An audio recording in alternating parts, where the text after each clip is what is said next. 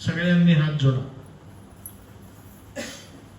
माझ्या पाठीमागून म्हणा, सगळ्यांनी म्हणायचं.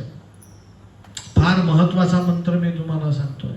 म्हणा, कार्तिवीर्यार्जुनो नाम राजा बाहू सहस्रवान तस्य स्मरण मात्रेण गतं नष्टं च लभ्यते. परत म्हणा, कार्तिवीर्यार्जुनो नाम राजा बाहू सहस्रवान तस्य स्मरण मात्रेण गतं नष्टं च लभ्यते. कार्तिवीर्यार्जुनो नाम राजा बाहू सहस्रवान तस्य स्मरण मात्रेण गतं नष्टं च लभ्यते. कार्तिवीर्य अर्जुन, धनुर्धारी अर्जुन, सहस्त्र बाहू असलेला अर्जुन, हे त्याचे 3 नाव जो मनुष्य घेतो त्या माणसाला गतं नष्टं च लभ्यते. त्याचं कोणी धन घेतलेलं असेल, त्याचं धन चोरीला गेलं असेल, कोणी घेतलेलं धन परत करत नसतील, कुठे धन अडकलेलं असेल, हे झालं धनाच्या संबंधाने. एखाद्या वेळेस मनुष्याचं भाग्य अडकून राहत. काय ऐकून राहत? भाग्यात अनेक गोष्टी असतात, पण भाग्य कुठेतरी अडकलेलं असतं, भाग्य झोपलेलं असतं. या अर्जुनाचं नुसतं स्मरण केलं तरी गेलेलं धन आणि गेलेलं भाग्य परत मिळतं. हे वचन दिलंय कोणी? गुरुदत्तात्रेयांनी. आणि विशेषतः कधी जप करा, पण संध्याकाळच्या वेळेस केलेला हा जप अत्यंत सिद्ध आहे असं शास्त्र सांगतं. तो कार्तिवीर्य अर्जुन एकदा आपल्या राण्यांबरोबर नर्मदेमध्ये जलक्रीडा करत असताना रावणाने एक राणी पळवली, सहस्त्रार्जुनाची. ती राणी ओरडायला लागली, अहो वाचवा वाचवा वाचवा. तो सहस्त्रार्जुन रावणाकडे गेला, रावणाची शेंडी धरली आणि त्याच्या शेंडीने त्याला राजवाड्यात बांधून ठेवलं. रावणाने खूप गयावया केली. त्या कार्तिवीर्य अर्जुनाने सांगितलं, मी दत्तात्रेयांचं अनुष्ठान करतोय, माझ्या तावडीत तू सापडू नये सापडलाय. खरं तर तुझा शिरच्छेद करायला पाहिजे, पण माझं अनुष्ठान चाललंय म्हणून तुला मारता येत. मी तुला सोडून देतो. परत सांगतो, चुकूनही या महेश्वर क्षेत्री येऊ नकोस. रावणाने होकार दिला. सहस्त्रार्जुन राक्षसाच्याही तावडीतनं रावण पराभूत होऊन निघून गेला.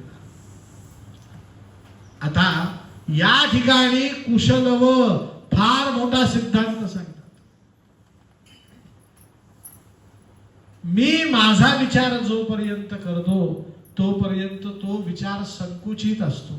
काय असतो? छोटा. मी माझ्या कुटुंबापुरता मर्यादित विचार करतो त्यावेळेस तो संकुचित विचार थोडासा मोठा होतो, ब्रॉड. फार मोठा नाही. किती होतो?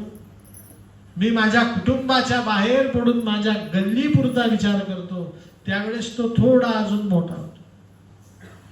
पण शास्त्राने सांगितलंय, स्वतः पत्नी, पुत्र, आप्तस्वकीय, गाव, राज्य, राष्ट्र यांचा विचार करू नका. आधी विचार करा विश्वाचा. कशाचा विचार करा? तुम्ही विश्वमानव व्हा, वर्ल्ड मॅन. विश्वमानव झाले पाहिजे. आमचे संत श्रेष्ठ ज्ञानेश्वर महाराज हे विश्वमानव आहेत. ज्ञानेश्वर महाराजांचे पाय का धरावेत? त्यांनी सगळी ज्ञानेश्वरी लिहिली. निवृत्तीनाथांकडे पसायदान मागितलं. पहिला शब्द लिहिला, आता विश्वात्मके देवे. मी कोण आहे? विश्वात्मक मनुष्य आहे. आणि निवृत्तीनाथा तुम्ही माझे विश्वात्मक देव आहात, वर्ल्ड वाईड. आजची कथा खरं सांगण्यासाठी फार उपयुक्त आहे. तुम्ही जर आमच्या त्र्यंबकला आले मला विचारलं का गुरुजी कुठे राहता,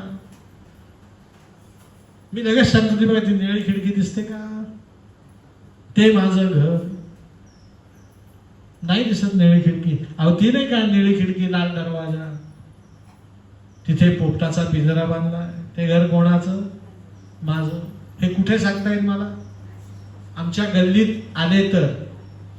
पण तुम्ही आमच्या एसटी स्टँडवर भेटले त्र्यंबकच्या, आता तुम्हाला निळी खिडकी पिवळा दरवाजा असं सांगून चालेल का, तुम्हाला सांगावं लागेल कुशावर्ती तीर्थाच्या मागे बल्लाळेश्वर मंदिराकडे जाताना काय माझं घर आहे, या. तुम्ही गल्लीत दिसले तर मी सांगेन तुम्ही जाऊन या निवृत्तीनाथाला, हे घर माझं आहे, चहा प्यायला या. एसटी स्टँडवर भेटल्यावर सांगेल कुशावर्ताच्या मागे माझं घर आहे, चहा प्यायला या. पण तुम्ही मला नाशिकला भेटले तर तुम्ही निवृत्तीनाथही सांगणार नाही, निळा दरवाजाही सांगणार नाही, एवढंच सांगेन त्र्यंबकला आले की या, आहे की नाही. पण तुम्ही मला नागपूरला भेटले तर मी सांगेन तुमची मुलगी नाशिकला असते ना काका, हो मग मुलीकडे आल्यावर त्र्यंबकला या, नाशिकला आल्यावर कुठे या. पण कल्पना करा काही ठिकाणी नाशिक माहिती नाही, अशा ठिकाणी मी आसाम मध्ये गेलो, आसाम नागालँड, तिकडे कशाला नाशिक माहिती, त्यांना सांगावं लागतं आप कभी महाराष्ट्र में आहे तो त्र्यंबकेश्वर ज्योतिर्लिंगा. त्यांना एकदम आता काय सांगावं लागतं, तुम्ही अजून हॉटेलमध्येच आहेत म्हणून तुम्ही आता फिरायला जा संध्याकाळी, तुम्हाला सांगावं लागेल आय एम इंडियन.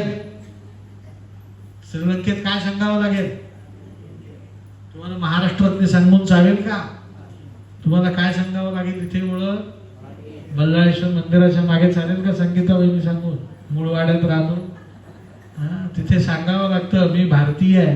काय बघा आपली ओळख बदलत चालली, आपले नातवंड चंद्रावर जाणार आहेत, जाणार की नाही.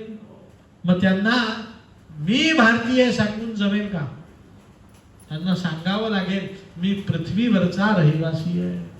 काय सांगावं लागेल, मग पृथ्वीवरचा रहिवासी होणं याला म्हणायचं विश्वमानव. सगळ्या जगताचा विचार केला पाहिजे. संत नामदेव महाराज विश्व मनुष्य होते, त्यांनी पांडुरंगाकडे काय मागितलं, आकल्प आयुष्य वावे तया कुळा, माझी या सकळा हरीची दासा, कल्पनेची बाधा ही संत मंडळी. पुढे अहंकाराचा वारा न लागो राजसा, माझी या विष्णुदासा, नामा म्हणे तया असावे कल्याण, ज्या मुखी निधान. हा विश्वमानवाचा विचार आहे. मग आमचे कुशल व विश्वमानवाचा विचार सांगतात की रामा मी वाली आणि सहस्त्रार्जुन या दोन माणसांना मार्क देत नाही. म्हणे का, यांनी रावणाला सोडून दिलं आणि सांगितलं माझ्या राज्यात येऊ नको, म्हणजे स्वतःला फक्त सेक्युअर करून घेतलं. माझ्या राज्यात आला नाही तर तू दुसऱ्यांच्या राज्यात कितीही धुमाकूळ घातला तरी आमचं म्हणणं हा राष्ट्रीय विचार असू शकतो का हो? सांगा मला. मग या दोन राक्षसांमध्ये ती ताकद असून सुद्धा त्यांनी रावणाला मोकळं सोडलं. म्हणून रामा तुला जन्म घ्यावा लागला, कारण तुझं ब्रीद वाक्य आहे परित्राणाय साधूनां विनाशाय च दुष्कृतां धर्म संस्थापनार्थाय संभवामि युगे युगे. पण रामा तुझी अडचण होती, कारण राम जन्माला यायचा तर तो राम कुठेही जन्माला येऊ शकत नाही.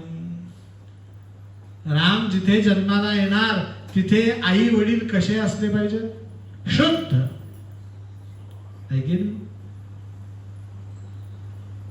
लक्षात ठेवा, एक्स्ट्रा ऑर्डिनरी संतती जन्माला यायची असेल तर आई वडील सुद्धा एक्स्ट्रा ऑर्डिनरी असावे लागतात. आहे की नाही? तुम्हाला मेथी माहिती का हो? मेथी कोणाला आवडते मेथीची भाजी? 8 दिवसात बीज लावलं जातं, 10 दिवसात मेथी येते, 11व्या दिवशी संपूनही जाते. मेथी कुठेही जन्माला येते महाराज. पण तुम्हाला अक्रोड माहिती आहे का? अक्रोडाचं झाड लावलं की झाड लावल्यानंतर अक्रोड कधी येतं झाडाला? 2025 साली अक्रोडाचं झाड जर लावलं तर त्या अक्रोडाच्या झाडाची निगा राखून त्याचं संगोपन जर व्यवस्थित केलं तर पहिला अक्रोड त्या झाडाला येईल 2090 आफ्टर 65 इयर्स. किती? मेथी तोपर्यंत दर महिन्याला एकदा येऊन जाईल. पण अक्रोड कधी येतं जन्माला सांगा? तुम्ही कसे सांगाल तेवढे डोसेच खाऊन बसले. गोपाल कृष्ण भगवान